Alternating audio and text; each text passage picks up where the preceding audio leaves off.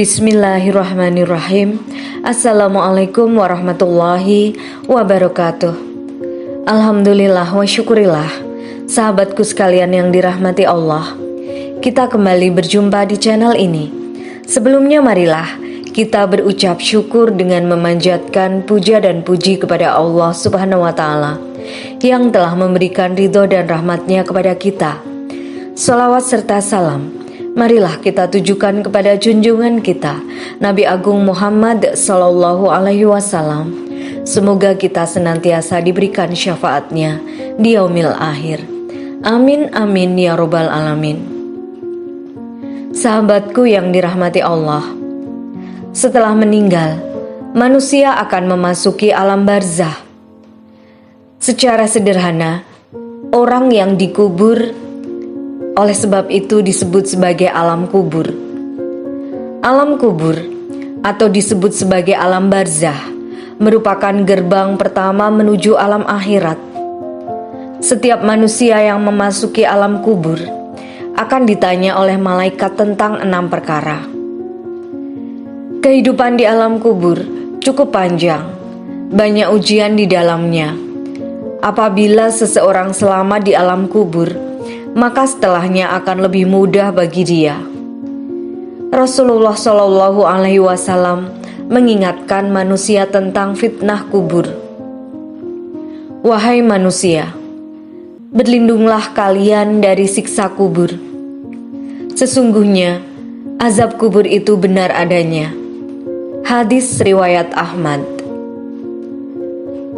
Tak lama setelah memasuki alam kubur, datanglah 2 malaikat yang kita sangat tahu karena banyak dibahas, yaitu malaikat Mungkar dan Nakir. Jaraknya hanya sesaat setelah jenazah seseorang dikuburkan.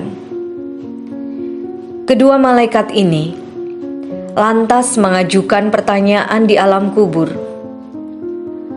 Rasulullah bersabda bahwa ketika seseorang telah dibaringkan di alam kubur dan para pengantar telah meninggalkannya, maka 2 malaikat yakni Mungkar Nakir segera mendatangi dan menanyakan tentang 3 hal pokok, yakni siapa Tuhannya, apa agamanya, dan siapa nabinya.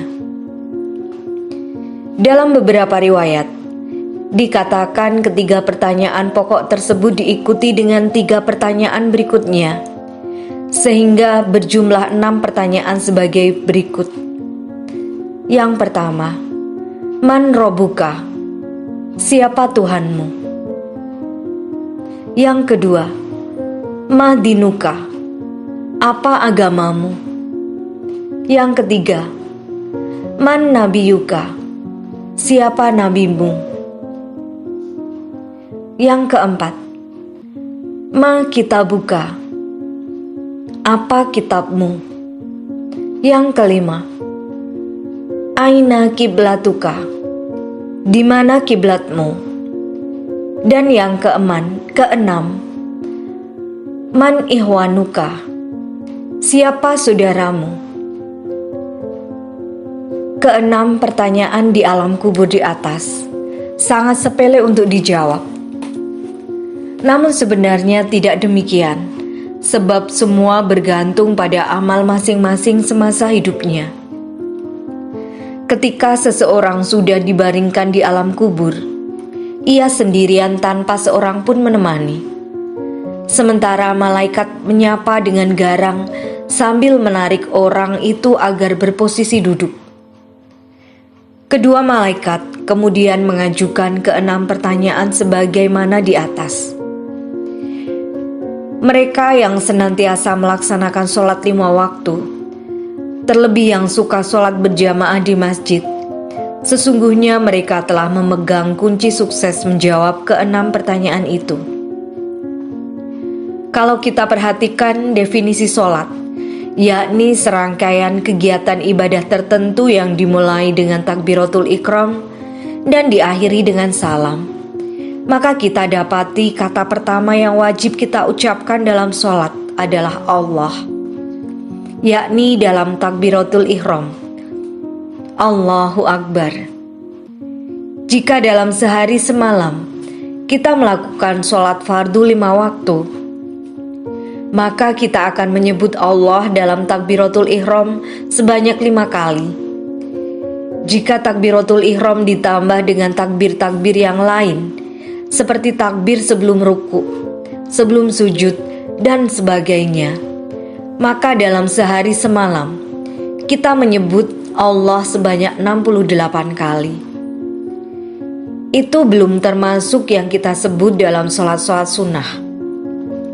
Singkatnya, orang yang taat menjalankan perintah sholat akan sangat terbiasa mengucapkan Allah. Kaitannya dengan pertanyaan di atas. Seseorang yang semasa hidupnya senantiasa melaksanakan kewajiban sholat, kemudian di dalam kubur ditanya, "Siapa Tuhanmu?" Maka dengan mudah ia menjawab, "Allah adalah Tuhanku," karena ia terbiasa menyebut Allah setidaknya 68 kali dalam sehari semalam.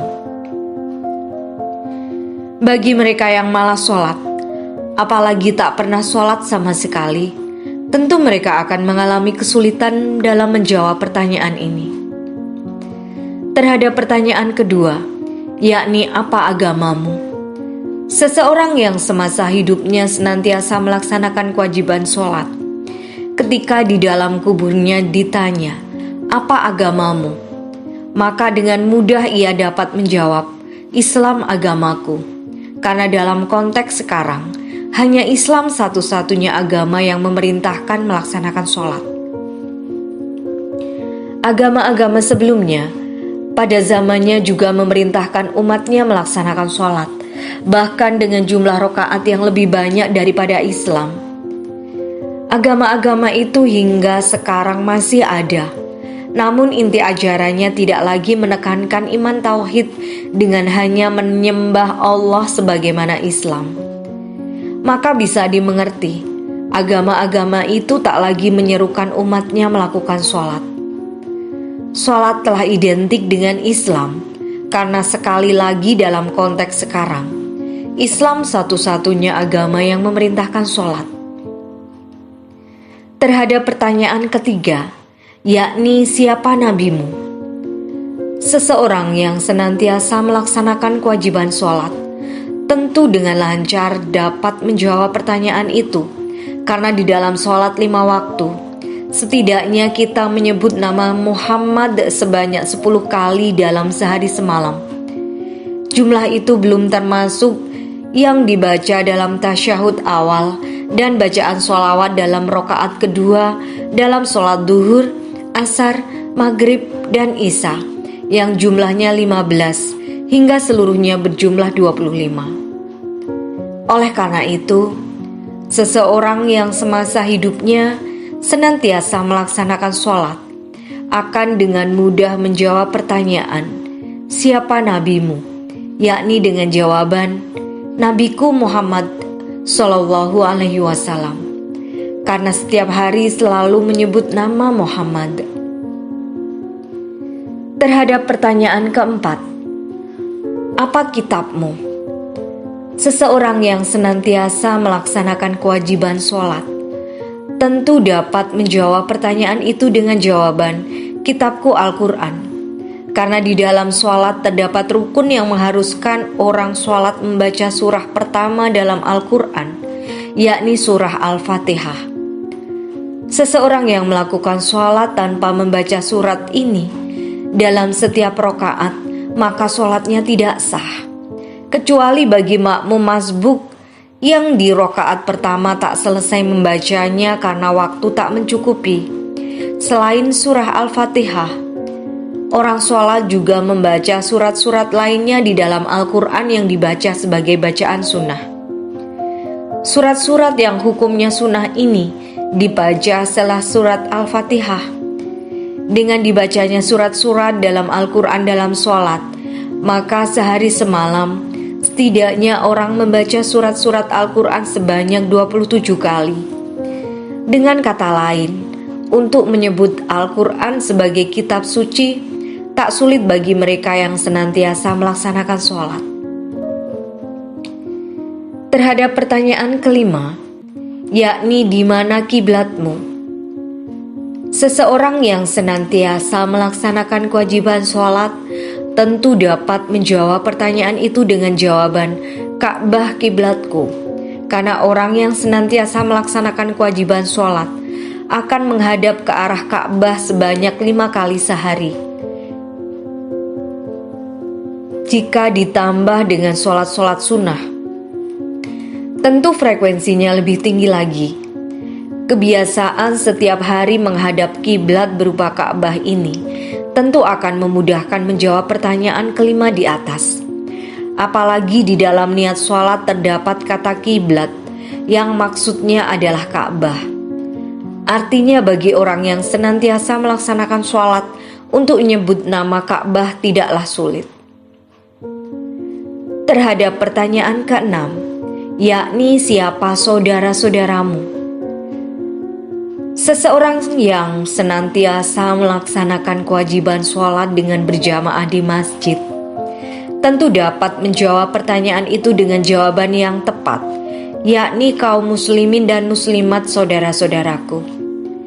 Jawaban dari pertanyaan keenam ini memang memiliki keterkaitan langsung dengan masjid, karena tempat suci ini merupakan tempat berkumpulnya kaum muslimin dan muslimat untuk melaksanakan jamaah sholat. Seseorang yang terbiasa dengan sholat berjamaah di masjid tentu akan ingat saudara-saudara seiman yang berjamaah sholat bersamanya, walaupun mungkin tidak tahu nama mereka satu persatu. Tidak mungkin atau sangat kecil kemungkinannya orang-orang non-muslim melakukan sholat, apalagi di masjid. Orang yang sepanjang kehidupannya menjadi seorang mukmin dan beribadah dengan penuh ketulusan akan dituntun oleh Allah dengan jawaban yang pasti. Lalu akan terdengar panggilan dari langit dan mereka memberikan tempat tidur kepadanya dari surga, memakaikan kepadanya pakaian surga dan membukakan pintu baginya menuju surga. Kuburnya pun dilebarkan hingga seluas pandangan mata. Ruhnya naik ke atas surga dan menyaksikan berbagai macam kenikmatan di dalamnya. Dalam Al-Quran surat An-Nahl ayat 31-32, Allah berfirman, "Demikianlah Allah memberi balasan kepada orang-orang yang bertakwa, yaitu orang-orang yang diwafatkan dalam keadaan baik oleh para malaikat, dengan mengatakan kepada mereka, Salamun alaikum, masuklah kamu ke dalam surga itu, sebab apa yang telah kamu kerjakan." Sedangkan orang munafik dan kafir, ketika ditanyai 3 pertanyaan malaikat di alam kubur, akan menjawab, "Aduh, saya tidak tahu. Saya mendengar orang-orang berkata begini, maka aku pun mengatakannya." Dia pun akan dibantai karena keimanannya tidak sampai ke dalam hatinya, tetapi hanya pada lisannya saja. Ia mampu mendengar, tetapi tidak mengetahui maknanya, sehingga tidak terbuka baginya di alam kubur. Demikianlah sahabatku sekalian, semoga kita termasuk orang-orang yang akan dengan mudah menjawab pertanyaan-pertanyaan di alam kubur. Amin amin ya robbal alamin. Akhirul kata, wassalamualaikum warahmatullahi wabarakatuh. Sampai jumpa.